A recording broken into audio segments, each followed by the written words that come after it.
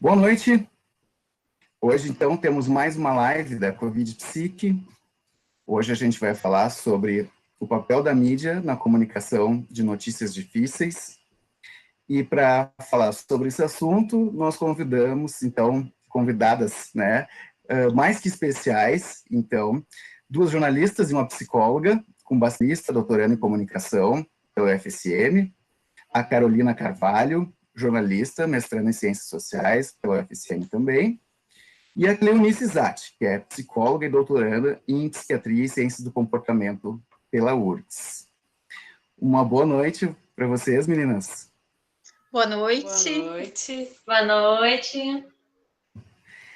Então, como a gente já vinha conversando um pouquinho antes, né, a ideia, então, desse diálogo é em função de um achado que nós encontramos na nossa pesquisa, na pesquisa Covid Psique, que é o quanto a exposição à mídia e a angústia gerada pelas notícias na mídia acabam, então, estando associadas aos sintomas que nós pesquisamos, de ansiedade, estresse, depressão e tudo mais. Então, justamente pensando sobre esse assunto, queria ouvir de vocês, queria que vocês trouxessem um pouco da experiência de vocês sobre esse assunto. Juliana vem trabalhando com a questão de comunicação de desastres, atuou muito sobre o desastre da Kiss, né? A Carolina vem atuando ativamente sobre o Setembro Amarelo, né? Tem bastante experiência sobre isso, e a Cleonice, né, pesquisa há bastante tempo essa temática do suicídio e como se dão essas comunicações também. Então, queria lançar essa pergunta inicial para vocês, assim. O que vocês acham sobre essa comunicação de notícias de morte e tal? Porque a gente vê, então, todos os dias nos telejornais, né, uma ênfase muito grande sobre isso. Pensando na pandemia, né, se fala muito sobre o número de mortos a todo momento, e há pessoas que ficam muito ligadas nesse aspecto, mas dando ênfase ao negativo e sem dar ênfase no que está sendo feito, nas pessoas que se recuperam e tudo mais. Então, gostaria de largar essa pergunta inicial para vocês, assim. O que vocês acham sobre isso? Bom, Vitor, aproveito, né, esse meu início de fala para agradecer o convite, né, e dizer que é importantíssimo discutir tanto a questão da saúde mental como a questão da cobertura desse tipo de assunto, né, mais difícil, de tragédia, de desastre, agora de pandemia, né, porque é um assunto difícil tanto para o telespectador, tanto para o público, como também para nós, jornalistas, né? Não é um tema que se costuma discutir nas redações, como enfrentar essas situações, esse tipo de cobertura, embora a gente saiba que o jornalismo, ele está sempre atrelado a essa questão do imprevisto, né? Um critério jornalístico é justamente o que sai da rota, o que sai do normal, né? E estudando a cobertura de tragédia e desastres, eu vejo que é muito fácil de fazer uma aproximação com a situação de pandemia, né? Porque a tragédia, ela tem como característica principal essa desestabilização, a instabilidade, ninguém tem certeza de muita coisa, principalmente pensando no início, né, nas primeiras horas, se a gente lembrar lá do início da pandemia, muitas coisas eram incertas, né? Tanto do ponto de vista do jornalismo, de como cobrir, como da própria ciência, né? Um vírus desconhecido. Então, isso é muito difícil para nós, jornalistas também. Mas, por outro lado, eu acho que é justamente nesses períodos críticos que o jornalismo se torna mais importante, né? Por uma série de questões, né? Por exemplo, quando o jornalismo começa a organizar essa situação, junta uma pecinha daqui, uma pecinha dali, pensa nas causas, consequências, está ajudando a organizar, né? Isso ajuda um pouquinho a instaurar um sentimento de segurança, né? Porque diminui a questão do desconhecido, né? Presta serviço público, né? Na medida que dá orientações, as pessoas podem estimular ações, né, atitudes a partir das informações, né, isso aumenta a nossa responsabilidade, né? Agora tem a questão de combater desinformação, fake news, fazer essa ponte com a ciência, né? Quem de nós aqui que teria condições de entrar numa revista científica sobre um ponto muito específico da medicina, ler aquele artigo e compreender, né? Então, o jornalismo pode fazer essa ponte também e levantar questões públicas, né? Suscitar ações. Então, por isso que, para mim, dessa perspectiva, eu acho que não adianta a gente querer, por exemplo, parar de ter acesso à mídia. Eu cansei da mídia, então eu vou parar de acompanhar telejornal. Para mim, isso não seria uma opção. Em função de todas essas questões que eu falei. O que eu acho que a gente tem que ter? Uma gestão do nosso tempo de exposição à mídia. Isso eu acho que é fundamental para a saúde mental. Eu faço isso, né? Em diferentes momentos da minha vida eu faço uma gestão. Agora, na pandemia, por exemplo, eu privilegio um telejornal, privilegio 2 sites de jornais, assim, que eu confio mais, e eu não fico mais acompanhando todos os telejornais, né? Então, essa gestão da exposição eu acho que é fundamental. Uhum. Eu tenho conversado com alguns jornalistas e isso que tu falas, assim, eu escuto muito vindo dos próprios jornalistas, assim, né? Porque, claro, como vocês trabalham com isso, mais do que ninguém, vocês estão em contato muito com a notícia, né? Com a informação, e quando a gente fala de informações difíceis, pesadas, assim, né? O pessoal tem me dito, olha, eu procuro, né, administrar o horário e tal. Que são coisas que a gente orienta as pessoas, assim, né? Porque também não dá para ficar alienado, né? Simplesmente desligar e fingir que não existe também não dá, né? Carol, eu gostaria de ouvir de ti, assim, tu trabalhaste muito sobre essa temática do Setembro Amarelo, né? E é super importante falar sobre isso, mas tem que se ter um cuidado, né? Tu sabe muito bem disso, né? Mais que ninguém. Gostaria que tu falasse um pouco sobre isso. Como é que é essa comunicação de um tema tão difícil, assim, da tua experiência com isso? Joia. Oi, Vitor. Primeiro eu queria agradecer muito, mais uma vez, o convite, né? A oportunidade de estar participando dessa discussão com pessoas tão legais, né? Tão imbuídas desse desejo aí de promover a saúde mental e de pensar sobre essa perspectiva do jornalismo, que eu acho que é tão importante, né? Em todos os contextos, mas nesse que a gente está vivendo agora, ainda mais.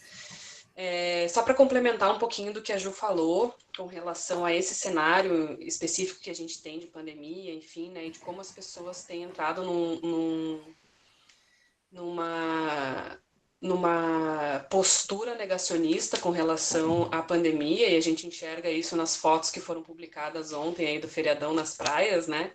Eu fico pensando se a imprensa dando essa ênfase tão acentuada, né, aos perigos desse vírus e a grande capacidade de contaminação e de mortalidade, né, apesar de sim termos muito mais casos recuperados, né, mas a gente tem muitas pessoas mortas, a gente não pode deixar isso escondido, né.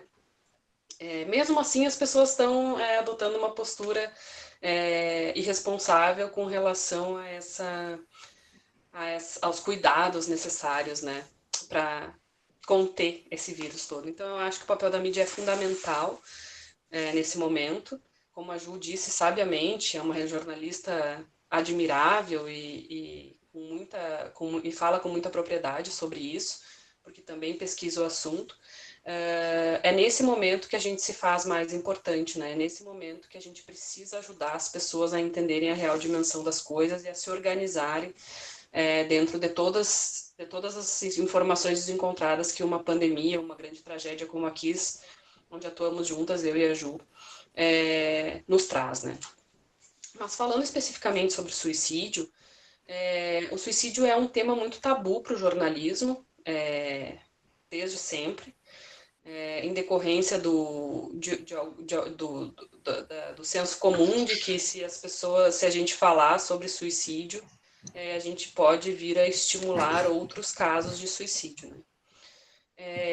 O interessante é que a gente começou um trabalho no Diário em 2015, jogando uma luz sobre o Setembro Amarelo e trazendo o tema suicídio para o jornal, de uma maneira muito corajosa, né, e responsável, tendo o apoio de profissionais de saúde mental, de pesquisadores da temática, né, para que a gente pudesse tratar disso com responsabilidade.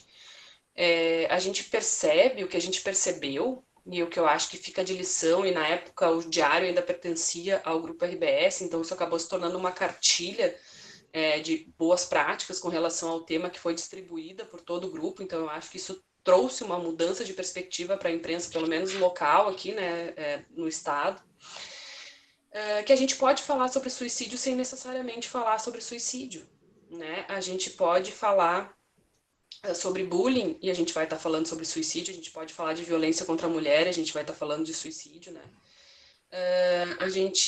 Mas a gente pode falar também sobre o suicídio, mostrando que, embora o suicídio seja decorrente de um momento de desespero incalculável, a gente ainda pode tentar ajudar, tentar observar sinais, tentar perceber comportamentos, né?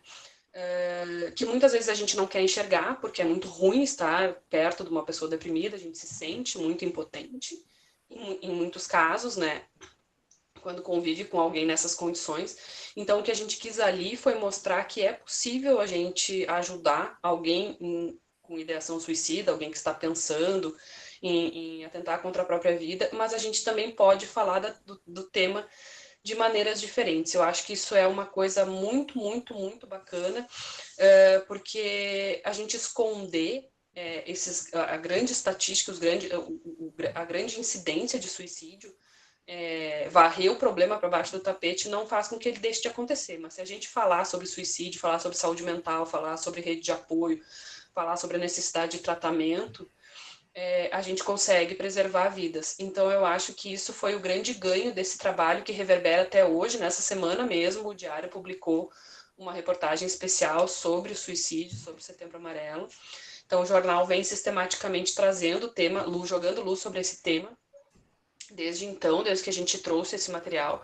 E eu acho que isso é muito bacana, porque a gente, antes de pensar sobre o suicídio a partir dessa perspectiva diferente, do jornalismo, a gente ou não noticiava, ou a gente só noticiava aqueles casos de suicídio, assim, que o cara morreu atrapalhando o trânsito, sabe, assim, foi num lugar público, todo mundo viu, então tá, nesses casos a gente publica.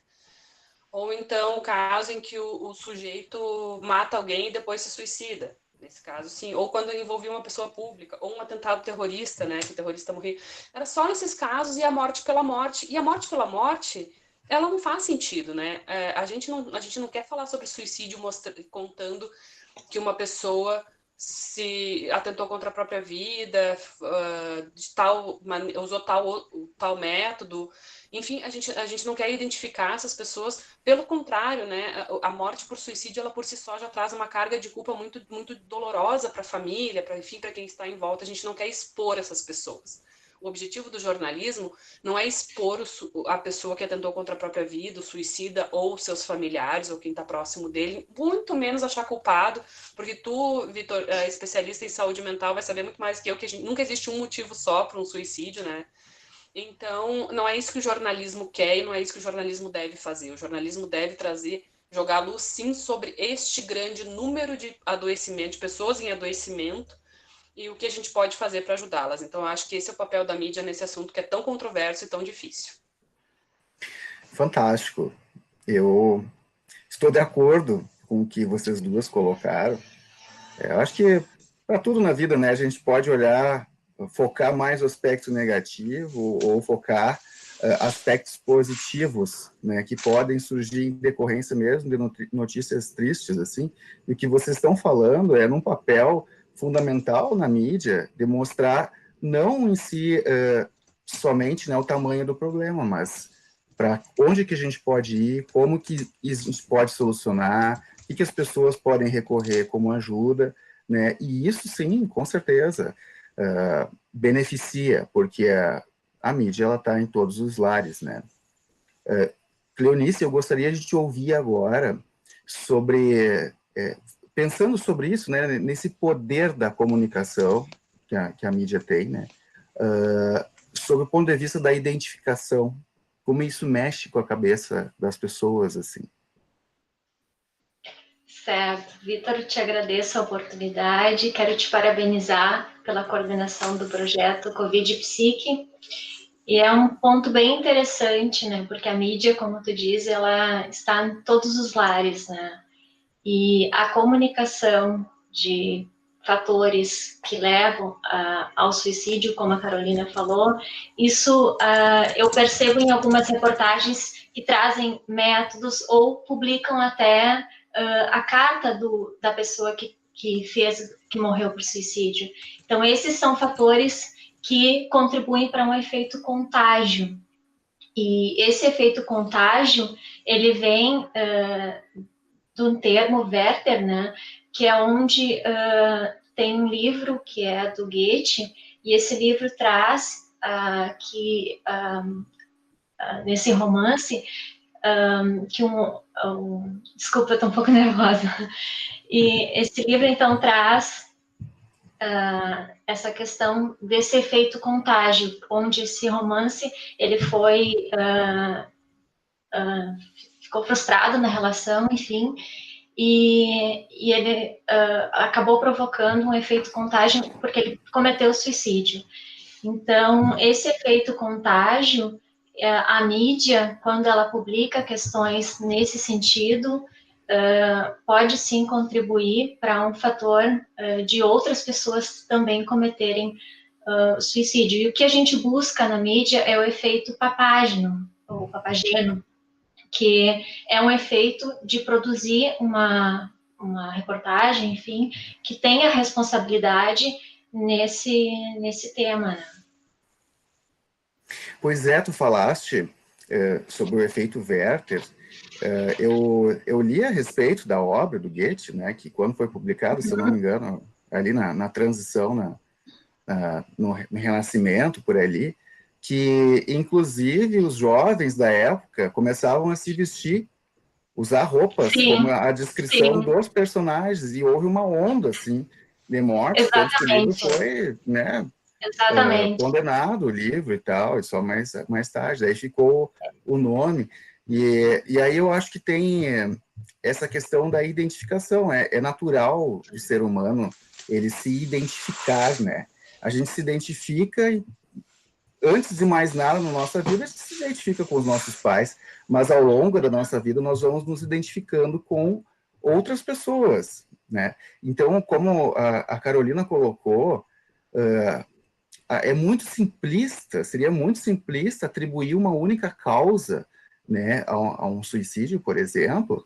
e realmente a pessoa que tem também aquele problema, né, ela se identifica, ela pode se identificar, né, e isso ocasionar daí uma nova tentativa. Só que isso seria, daí eu entendo que seria algo irresponsável, seria uma notícia muito parcial e um pouco entendimento da situação, que é uma situação muito complexa, né? E Muito complexa. é muito complexa. Juliana, assim, ó, com relação a desastres, isso também acontece, porque a identificação é um mecanismo humano. Eu trabalho muito com transtorno de estresse pós-traumático, né? E aí, assim, tem lá no livro, né, nosso livro de psiquiatria lá, o DSM, etc., se entende que a pessoa, para ter esse diagnóstico, ela tem que ter sido exposta a uma situação traumática, ou ela presenciou, ou ela soube de alguém. Aí, depois da situação da Kiss, por exemplo, aconteceu de uma pessoa chegar até mim dizendo que ela não conhecia ninguém que estava lá na boate. Não conhecia ninguém, né? Não perdeu nenhum amigo e tal, mas ela passou a semana inteira ligada na televisão o tempo todo. E ela começou a apresentar os sintomas, né? A gente sabe que a identificação como profissional, por exemplo, que é o nosso caso aqui, né, também pode acontecer, mas essa menina ela não estava lá, seria assim, ó, completamente fora do livro, sabe? E aí eu te pergunto, assim, como é que tu sente isso na profissão, né, entrevistando as pessoas, porque acredito que tu entrevistou pessoas com os mais variados graus de exposição, né? Desde a pessoa, por exemplo, no caso da Kiss, que estava lá dentro da boate, até uma pessoa que se encontra, uma pessoa, vamos dizer, da comunidade, né, que tomou conhecimento, porque somos santamarienses, né? Então, como tu sentir, qual é a tua experiência, assim, nesse aspecto, assim, da percepção dessas pessoas? Esse ponto apareceu na nossa pesquisa sobre a Kiss, que eu fiz, e sigo pesquisando, né, ainda sob orientação da professora Márcia Franz Amaral. Aí eu estudo testemunho, né? Ou seja, aquela fala que é baseada na experiência. Eu vi, eu senti, eu estava lá, eu acompanhei nesse sentido. E aí, ao longo da pesquisa da Kiss, a gente se deu conta, a gente imaginava que esse tipo de depoimento viria só dos sobreviventes, né? Ou dos pais. E a gente se deparou que veio de todas as categorias possíveis, digamos assim, né? De pessoas com diferentes graus de envolvimento. Então, a gente tem desde o sobrevivente, tem o pai, tem as pessoas que estavam lá trabalhando, né? Bombeiros, policiais, e tem pessoas que não tinham nenhum tipo de contato.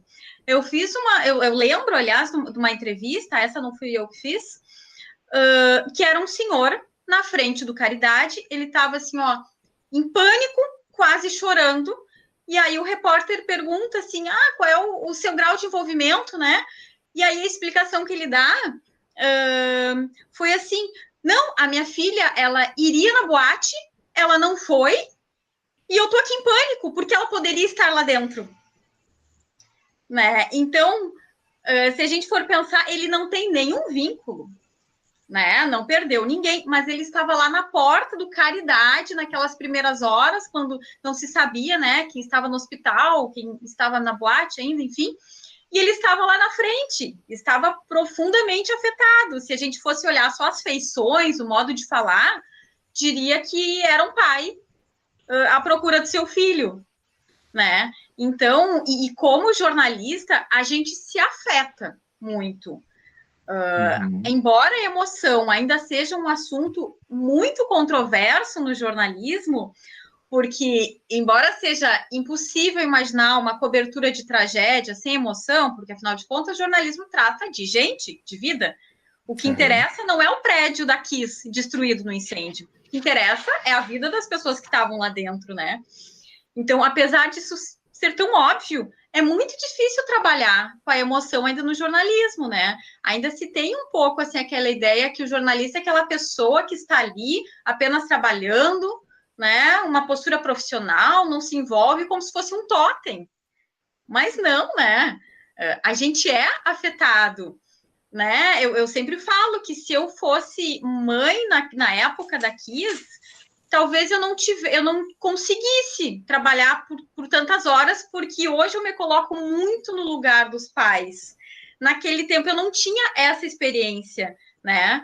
Mas eu me envolvi muito. Para vocês terem uma ideia, para fazer aqueles vivos, eu tinha um colírio no bolso, porque se eu começasse a chorar entre um vivo e o outro, eu não queria estar de olho vermelho, por exemplo, inchado, assim, né? Então, isso mostra a nossa vulnerabilidade. E se a gente for pensar agora na pandemia, tem todo um contexto de precarização do trabalho do jornalista, né, que torna tudo isso mais difícil. O setor de comunicação já vinha passando por uma crise, né, eram muitos jornalistas demitidos, redações cada vez menores, sobrecarga de trabalho. Agora, com o home office, isso foi exacerbado, né? O jornalista teve o acesso às fontes dificultadas, trabalha de casa, com os filhos em volta, os equipamentos que ele usa são os dele.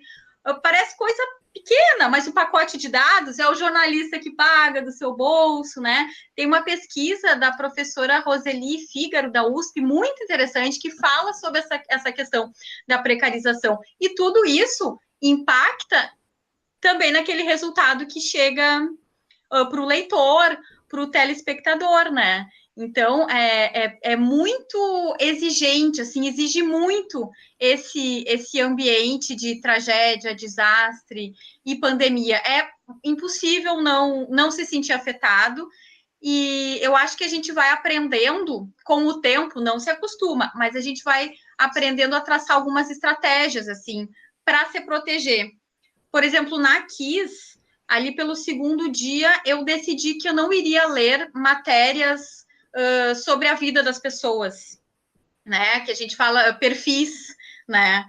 Porque eu li um dia e achei que aquilo me destruiu por dentro. Então, decidi, não, esse tipo de matéria eu não vou mais ler. É fundamental ter esse tipo de matéria, porque por trás do número tem uma pessoa com pai, com mãe, com sonhos, com toda uma vida. Mas eu, naquele momento, eu vi que eu não tinha estrutura para ler. Então, acho que a gente vai traçando essas estratégias, sabe? Mas, sem dúvida, é um trabalho muito difícil, muito difícil. Uhum. Eu concordo contigo. Até hoje, eu coordeno o ambulatório de psiquiatria do CIAVA, dentro do Hospital Universitário, né? Que hoje não trata só pessoas sobreviventes da KISS, mas de outros traumas. E eu, num determinado momento, ao longo desses anos, eu decidi também, assim, como eu escuto muitas histórias, eu não leio notícias que saem sobre isso. Leio manchetes, né, para saber um pouco, questão do julgamento e tal. Mas, assim, ler relatos e tal, eu tenho isso como uma coisa de preservação da minha integridade emocional, porque a gente, como profissional, né, todos nós aqui, independente da área, a gente se identifica e a gente deixa que esses relatos, eles entram na nossa mente, e eles causam algum impacto, e a gente precisa ter maneiras, ter estratégias para lidar com isso, né? Como é que tu faz com isso, Carolina? Tu trabalha assim, né, essa temática, assim, acaba que sendo, tu pode não veicular na mídia, né, todos os detalhes das coisas que acontecem, mas tu fica sabendo. Então, Sim. isso é chocante, assim, né? Profissional, como é que tu lida? Tu sabe, Vitor, que enquanto eu estava fazendo toda a minha história com a questão do Setembro Amarelo e de abordar essa temática no jornal, surgiu de uma provocação numa reunião de pauta da minha editora executiva na época, Fabiana Sparrenberger, que hoje é diretora adjunta do Diário. Ela falou numa reunião de pauta assim, eu acho que a gente tinha que falar sobre suicídio no jornal, porque está chegando aí Setembro Amarelo e é um tema que a gente não aborda, a gente tem que achar um jeito de falar sobre isso. E eu imediatamente senti assim que deveria tomar a dianteira nesse assunto e disse, eu posso fazer. E ela disse, pode, se tu achar que sim, que, né, que deve, enfim, vamos nessa. E aí aí entrei em contato com vários profissionais de saúde mental, enfim, comecei meu trabalho. E aí, conversando com uma das psiquiatras, doutora Marta Noal, tu deve conhecê-la, Vitor, que começou, que foi, assim, uma pessoa muito importante para mim nesse trabalho. A gente acabou conversando muito, assim, sobre muitas coisas durante as nossas entrevistas, que eram longas e se arrastaram por meses aí até a chegada de setembro. O trabalho foi feito com toda a antecedência que precisava, né, e merecia. Eu contei para Marta que tive alguns casos de suicídio de pessoas próximas e queridas na minha vida. E a Marta me disse, olha, Carol, te ouvindo falar assim agora, eu acho que talvez esteja aí a resposta que tu ainda não tinha encontrado de por que se envolver nessa temática, né, de maneira tão aprofundada. Ou seja, você não conseguiu ajudar essas pessoas, né? Então agora você está tentando ajudar outras. Talvez seja essa tentativa de compensar aí essa ausência que aconteceu nesses casos de pessoas próximas. E eu acho que ela tem total razão, assim, eu acho que o que me trouxe mesmo para esse tema foi esse desejo de conseguir ajudar a preservar e preservar vidas e promover a vida, né? E ao longo desse trabalho, eu me emocionei em muitos momentos, assim, profundamente, não só pelas minhas lembranças afetivas, né, com relação ao tema, mas também porque tive retornos muito lindos desse trabalho. Bom, estar aqui conversando com vocês hoje, para mim, é um retorno muito lindo desse trabalho. Mas também recebi um e-mail de uma mãe que havia perdido o filho tragicamente num choque. Ele foi vítima de um choque elétrico quando cortava a grama, tinha 13 anos, quando morreu. E ela E ela me escreveu dizendo assim: olha, Carolina, eu queria te dizer que por muitas vezes eu pensei em tirar a minha vida desde que meu filho morreu, mas lendo as tuas reportagens eu percebo que talvez faça mais sentido eu permanecer por aqui mesmo, porque a vida é importante. Enfim, ela me trouxe um relato muito lindo, assim, de como, de como o material que eu estava produzindo estava ajudando ela a querer continuar vivendo, né? Isso para mim, assim, já valeu a pena todo o esforço de todo o trabalho durante todos os meses que eu me dediquei profundamente à temática.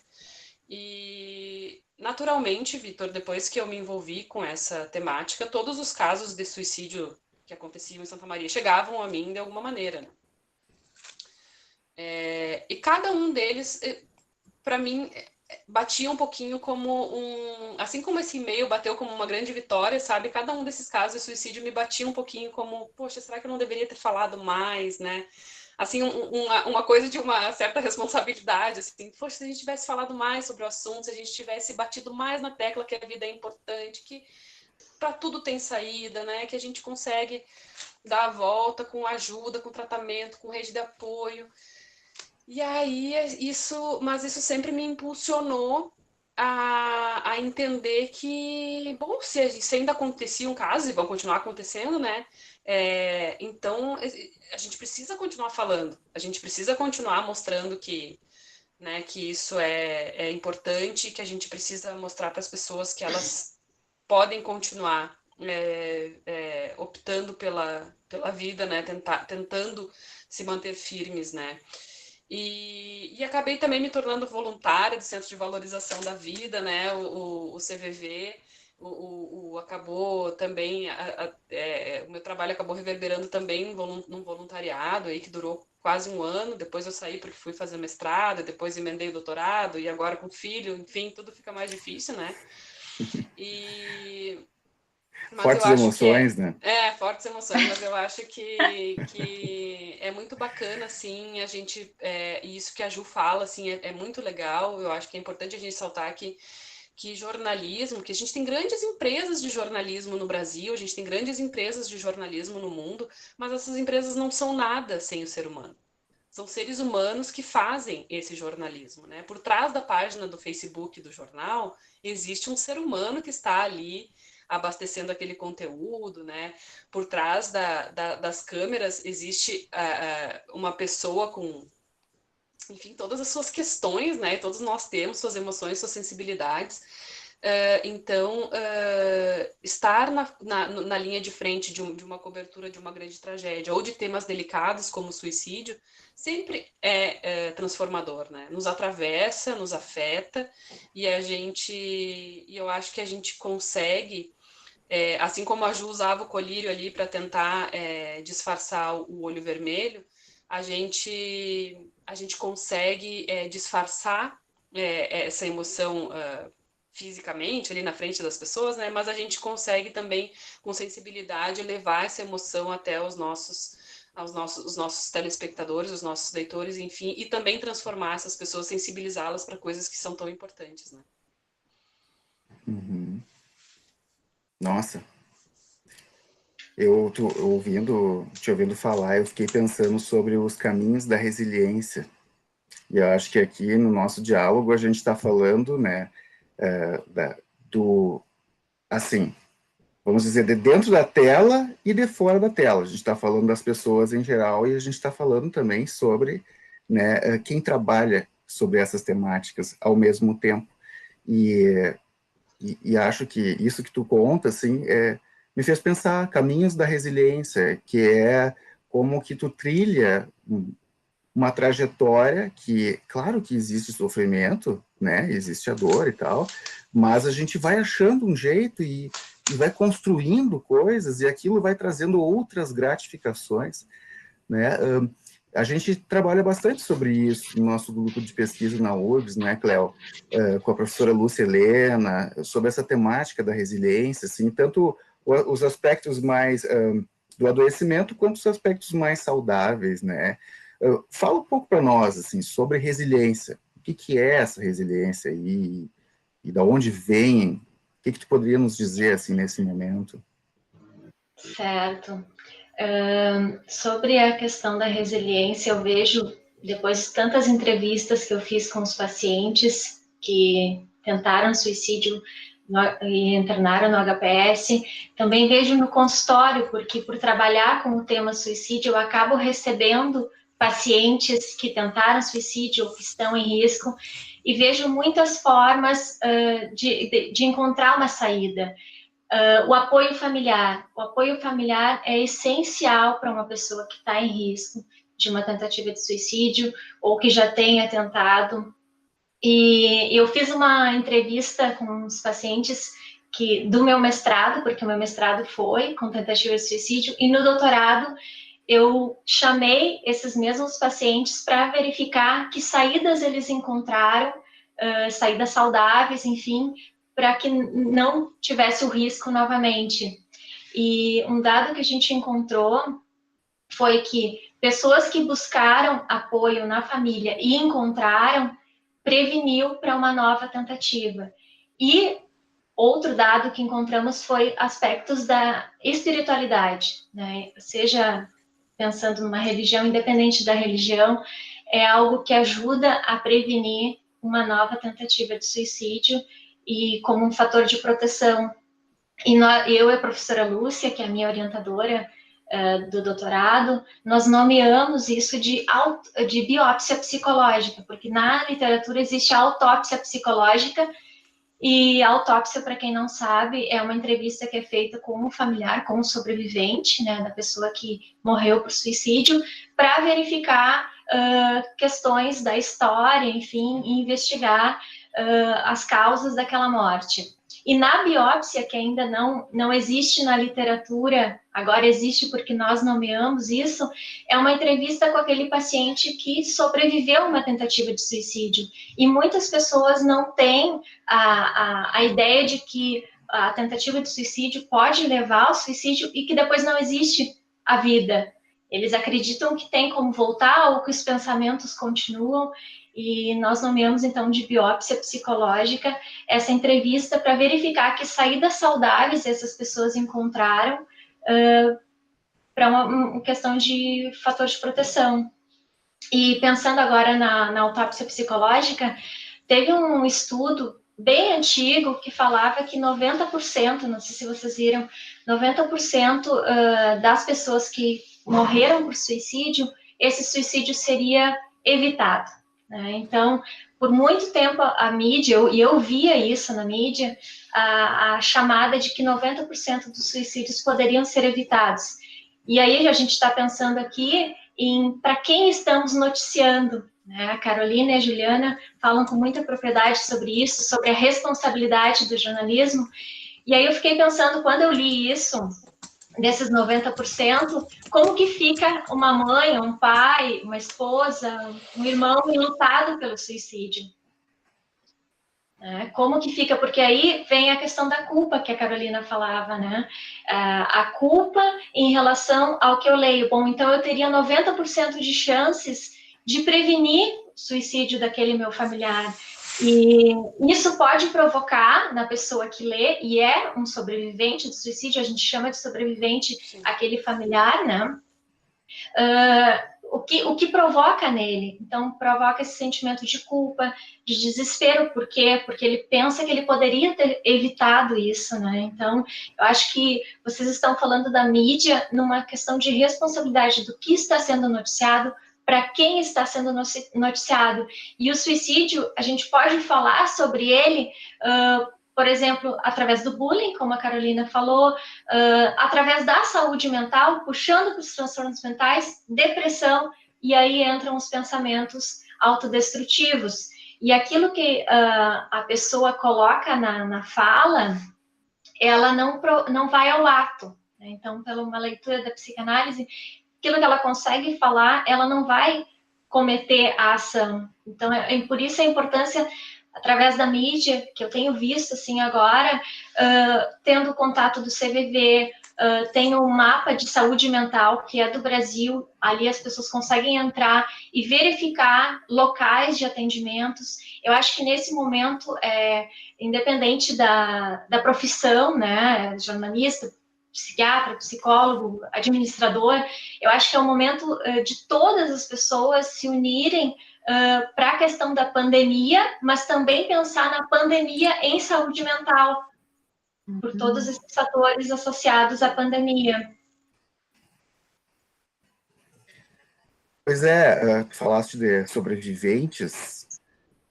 Uma coisa que a gente pensou desde o início na pesquisa, né, é que a pandemia, como a Juliana colocou, assim, ela pode ser vista como um grande desastre.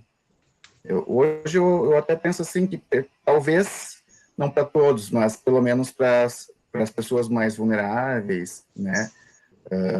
Porque a gente sabe que hoje a gente sabe que a pandemia não afeta todo mundo da mesma maneira, né? O nível de mortalidade acaba indo para pessoas que têm mais certas vulnerabilidades e tal. Existe uma desigualdade. E nós estamos falando num país que é muito desigual. Então, é evidente que teremos realmente muitas pessoas traumatizadas, assim, muitos sobreviventes, né,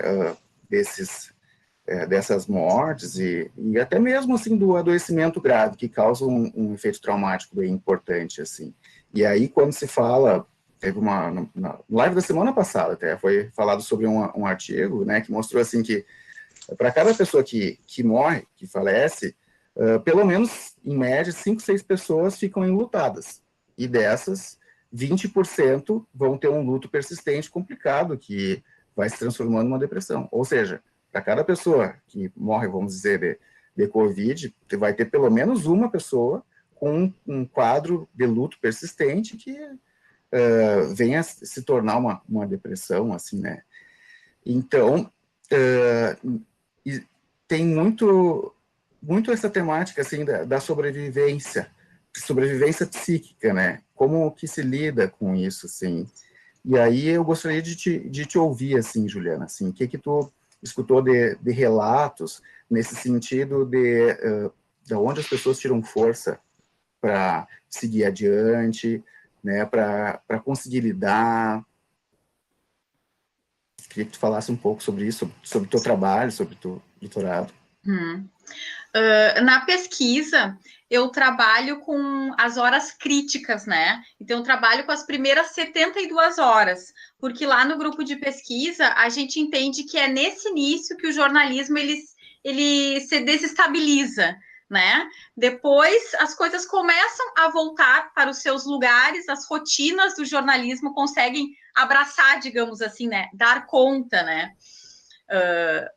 De uma forma melhor do que nessas primeiras, né? Mas claro que a cobertura ela não se dá só nesses primeiros momentos. No caso da Kiss, a gente seguiu na RBS TV, onde eu trabalhava, por 2 meses e meio, fazendo uma cobertura intensa com equipes de Porto Alegre, profissionais de lá, porque a gente sozinho não conseguia dar conta de todas as demandas, né?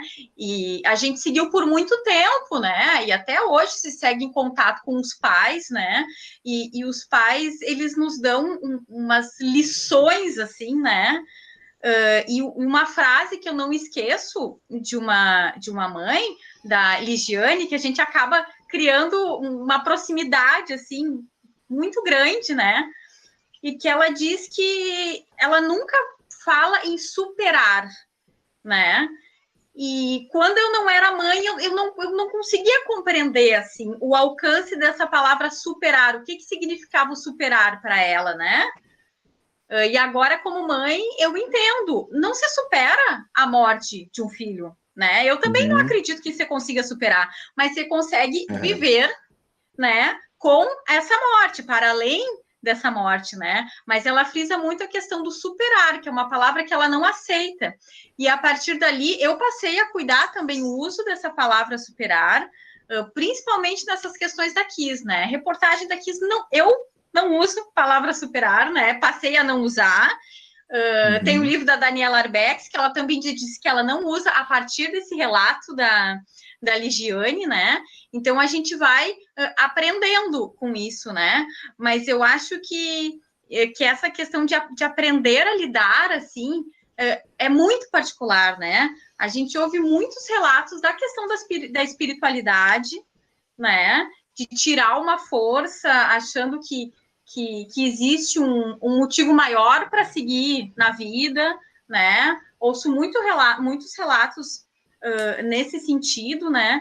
E aí, pensando no jornalismo, esse tipo de situação, eu acho que deixa ainda mais latente a questão da responsabilidade da informação, de onde a gente vai buscar a nossa informação também. Porque lá no início da nossa live eu falei que eu achava importante uma gestão do tempo de exposição à mídia, né? Só que a questão, assim, agora a gente não está exposto só aos meios, aos veículos tradicionais, que tem uma equipe profissional por trás, né, que tem em mente todos esses critérios de apuração, de responsabilidade do jornalismo, né? A informação nos chega de todos os lados, né? Então não adianta, por exemplo, eu restrinjo o meu tempo de televisão, acesso pouco o site lá do jornal ou de uma outra fonte confiável, mas eu passo o dia inteiro conectado na rede social e no WhatsApp, recebendo aquela avalanche de informação, muitas vezes falsa, né, alimentando a minha ansiedade, né, me trazendo esses pensamentos ruins, né, que podem me levar a um transtorno mental, né. Há umas 2 semanas eu assisti uma live de uma jornalista da Organização Mundial de Saúde e achei muito interessante que ela usou o termo de infodemia. Diz que junto de qualquer surto, qualquer pandemia, vem a infodemia, que é uma espécie de tsunami de informações, sejam elas falsas ou não, ou verdadeiras, né? Então, eu achei muito interessante isso. Como que a gente lida com essa infodemia, né? Selecionando nossas fontes, fazendo um acesso consciente, né? Eu acho que tudo isso colabora para a gente lidar nesse momento. E talvez isso seja muito novo, né? Porque a gente já teve outros casos de surtos, né? Se a gente pensar na H1N1, claro que não nessa proporção, né? Mas naquela época, ali, acho 2009, 2010, a gente não tinha um acesso e uma presença tão forte das redes sociais como agora, né? Então, talvez nesse momento seja ainda mais complexo a gente lidar com a saúde mental, porque tudo foi elevado a uma potência muito grande, né? É muita informação. Muita informação. É demais para o nosso cérebro. É realmente isso. A informação está na palma da mão, né? Chega pelo celular ali. Por isso que é preciso parar e pensar um pouco no que a gente está fazendo, porque vira um hábito, um comportamento quase que involuntário, né? Tu tem 5 minutos de espera, uma fila em qualquer lugar, pá, pega o celular e o que se faz no celular? Normalmente, né, comunicação, dispositivo, aplicativo de mensagem ou rede social. E a rede social é isso, é uma coisa totalmente sem filtro. E até tem causado agora polêmica, as restrições dos fake news e certos sites e tal, né? Porque acho que é uma coisa nova em termos de mundo, assim, essa forma de veicular informação, mas como é que vai ser tão livre assim? E, infelizmente, tem gente que se presta a fomentar o ódio e a desinformação. Isso a gente está vendo claramente na situação da pandemia, né? Na situação, por exemplo, do suicídio, né? É bem isso aí, por mais que possa existir todo um cuidado, né, de um jornalismo responsável, eu acredito, né, que Santa Maria é um exemplo nesse sentido, tudo que se acompanha nos últimos anos, sempre muito cuidado na maneira de veicular, mas como a Cleonice mesma falou, às vezes tu vê outros sites e coisas que, umas notícias que não tem cabimento. Mas assim, às vezes se recebe fotos de pessoas mortas, por exemplo, pelo celular, pelo WhatsApp, se compartilham em grupos, a pessoa recebe e compartilha, nem assimila a informação e já sai compartilhando, né? Isso tem um efeito muito danoso. E aí eu acho que, Carolina, eu queria que tu falasse um pouco, assim, ó, sobre esse aspecto, particularmente para adolescentes e adultos jovens, porque nessa faixa etária a gente sabe que existe um aumento nas tentativas de suicídio nas últimas décadas, aí, pelo menos nos últimos 15 anos, assim, está tendo um aumento progressivo. E é possível que toda essa informação também, né, tenha um papel. Com certeza, Victor. Eu acho bem importante tu trazer esse aspecto. Eu só queria complementar uma coisa que a Cleonice falou, que eu achei muito interessante, né? A gente noticiar que 90% dos casos são preveníveis, né? E sem pensar que aquilo ali vai gerar um dano imenso em alguém num sobrevivente, né? Em alguém que perdeu alguém para o suicídio. Às vezes a gente noticia isso querendo ajudar, dizendo, olha, 90% são preveníveis, gente, vamos prevenir, né? E aí não pensa que pode estar prejudicando alguém que já perdeu alguém e não conseguiu prevenir, né?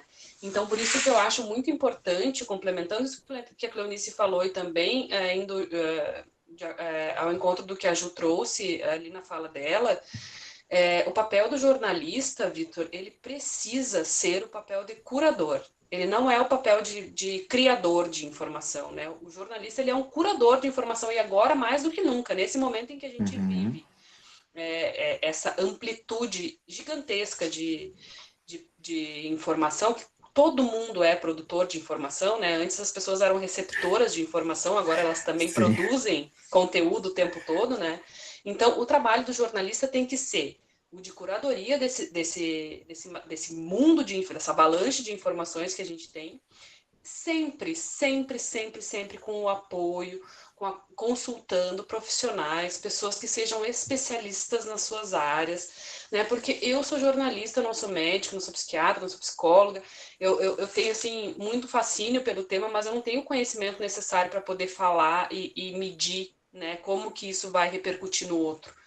Então é importante, por isso desde o início do trabalho sobre o suicídio, meses antes, eu fui acompanhada de perto por profissionais que tinham a competência necessária para me dizer, Carol, assim você pode publicar, assim você não pode, talvez seja melhor ir por aqui ou por ali, por conta dessa preocupação de responsabilidade que a gente precisa ter. E o papel do jornalista não é o de criar uma informação, né? O papel do jornalista é de transmitir uma informação que lhe é passada por pessoas que são que podem falar com propriedade de determinado assunto. Então, por isso o papel do jornalista é tão importante. O jornalista é a pessoa que está em contato com quem sabe, né? Não é a pessoa que está ali consumindo informação gerada em qualquer circunstância por qualquer pessoa, né?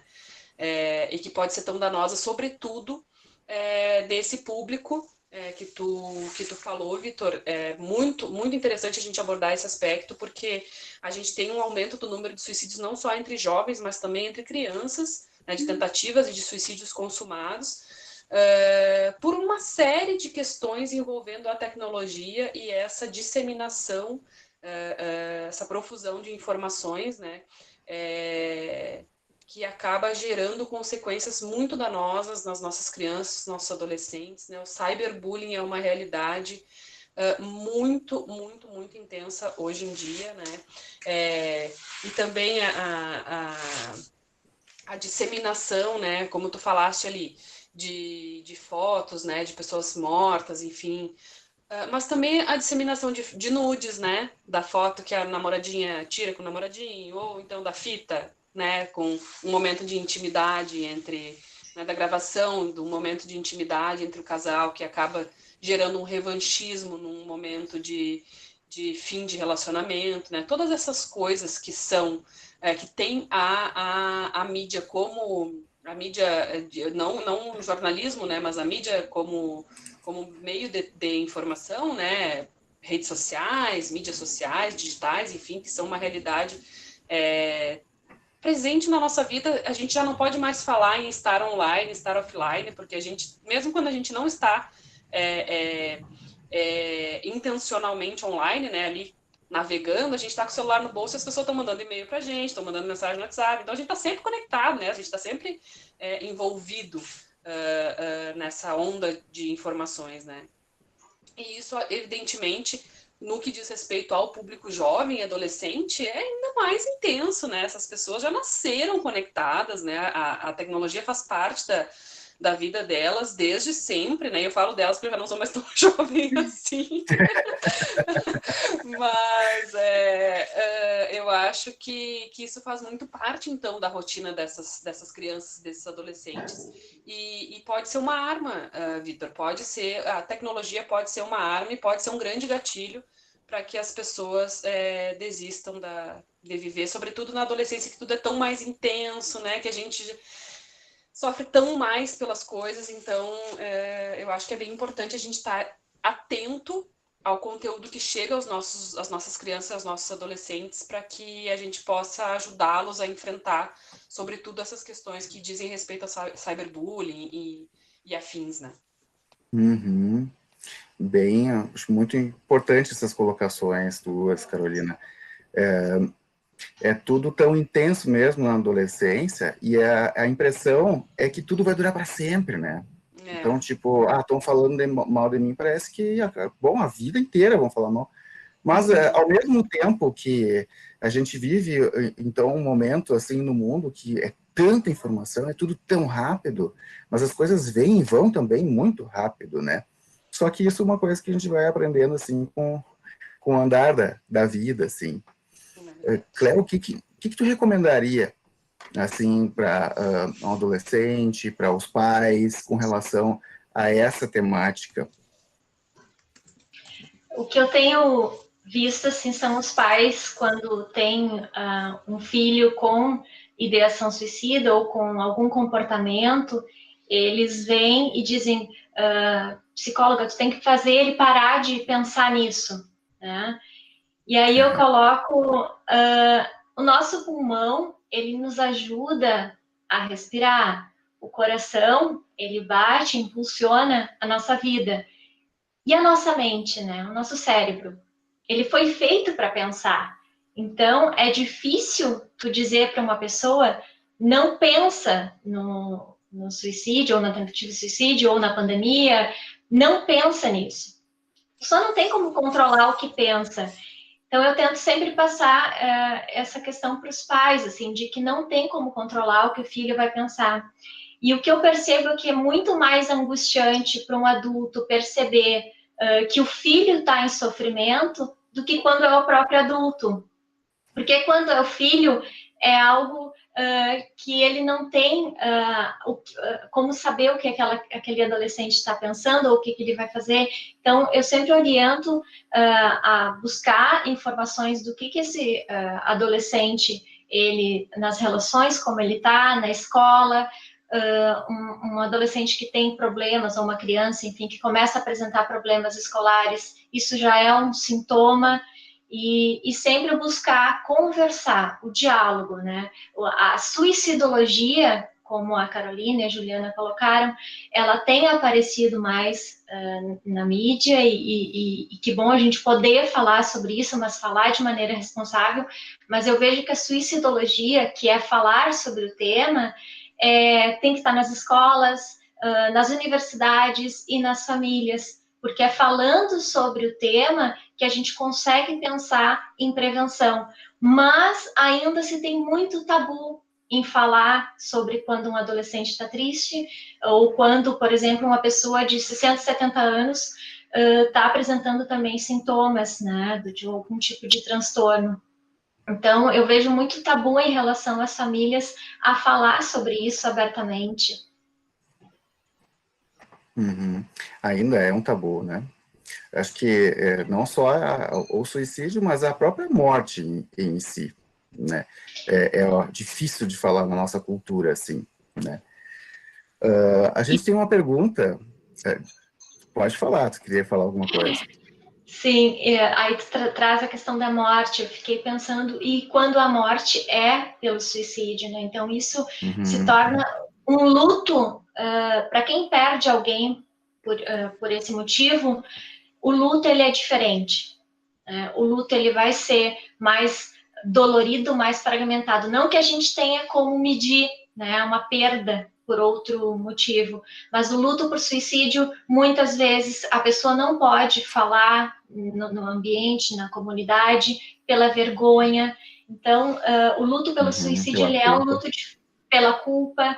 Então, o luto por suicídio ele é um luto diferente. Uhum.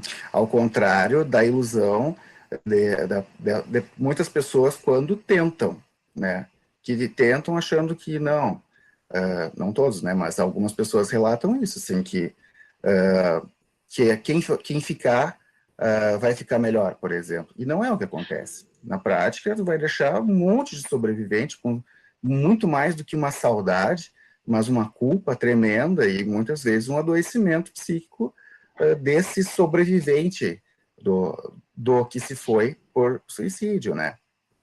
Exatamente. Mas agora a gente está chegando no finalzinho da nossa live e tem uma pergunta aqui da Bianca, né, que colocou assim que achei muito legal a colocação da Juliana sobre o processo de autopercepção em relação à própria exposição às notícias. Você percebeu um alívio do sofrimento após tomar a decisão de filtrar? Sim, sim.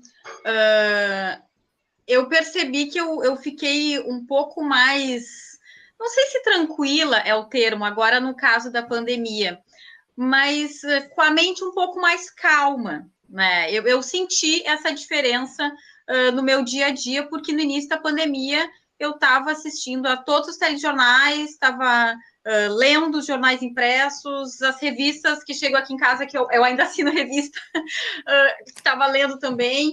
Então, eu notei uma diferença. Claro que lá na época da Kiss,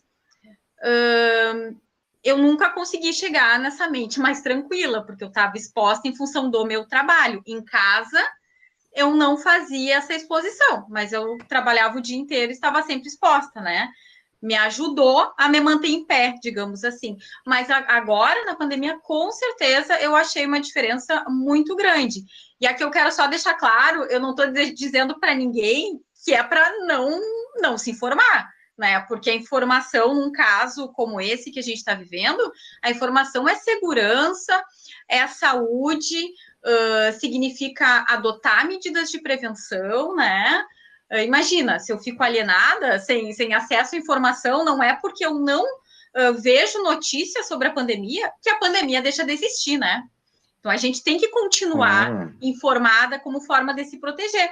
Mas eu acredito, sim, que a gente tem que cuidar da nossa saúde mental. E isso é um processo particular, assim, né? A gente tem que dar atenção a esse assunto e saber até onde a gente chegou no nosso limite, saber enxergar, né, essas questões, né?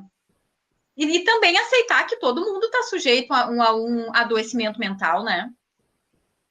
Uhum. Sim. Aí é hora de buscar ajuda, né? Ajuda com um profissional de saúde mental.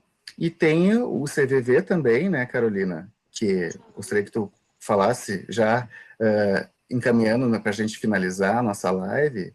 Eu soube que foi um legado, inclusive, da KISS, que antes não era a ligação gratuita para todo o Brasil. Tá certa essa informação? Tá corretíssima essa informação. Como é que é? O que tu recomenda, assim? Eu acho o CVV brilhante, assim, eu acho um trabalho sensacional, né? É importante frisar, Vitor, que né, eu falei que fui voluntária do CVV por um tempo. O CVV ele não as pessoas que atendem no CVV não são profissionais de saúde mental, quer dizer, alguns até são voluntários lá, né? Mas a maioria das pessoas são pessoas comuns, assim, que resolveram dedicar uma coisa muito importante em suas vidas, que é o seu tempo, a ouvir o outro, né? Que é uma coisa tão difícil de a gente conseguir hoje em dia, porque ninguém quer ouvir ninguém, todo mundo só quer falar, e quando quer falar, quer ser ouvido, mas também não ouve, enfim, é uma confusão, né? Isso aí, com relação à empatia e a escuta empática, né? A escuta atenta ao outro. E eu acho que isso é muito bonito no trabalho do CVV, e recomendo muito, né, que pessoas em situação de sofrimento, situação de solidão, né, que acham que precisam conversar, que precisam se sentir acolhidas e ouvidas, né, a qualquer momento do dia, 24 horas, 7 dias por semana, né, de celular, de telefone fixo, de qualquer lugar que você ligar, você vai conseguir ser atendido. gratuitamente, né, pelo telefone 188. O bacana é que o CVV antes ele custava o custo de uma ligação local, e antes da KISS e depois da KISS, então ele foi considerado serviço de emergência, e por isso, então, passou a atender no país inteiro, em todo o Brasil, né, pelo número de 3 dígitos, que é um número de telefones de emergência, né, como polícia, bombeiro, enfim. Então, o CVV também agora, desde 2013, atende por esse número. E eu acho, assim, um trabalho admirável, que não substitui, também é importante ressaltar isso, né, Vitor, não substitui o tratamento psiquiátrico, psicológico, que casos mais extremos, né, demandam, e mesmo casos não extremos, eu acho que a psicoterapia, a terapia é uma coisa importante. Eu faço análise há 18 anos, acho que fazer terapia é uma coisa fundamental para a gente conseguir levar a vida com um pouco mais de serenidade, né? Esse mundo louco que a gente vive. E recomendo sempre fortemente para todo mundo, mas nem todo mundo está aberto a dar esse passo, que não é um passo fácil, né? Fazer terapia não é fácil.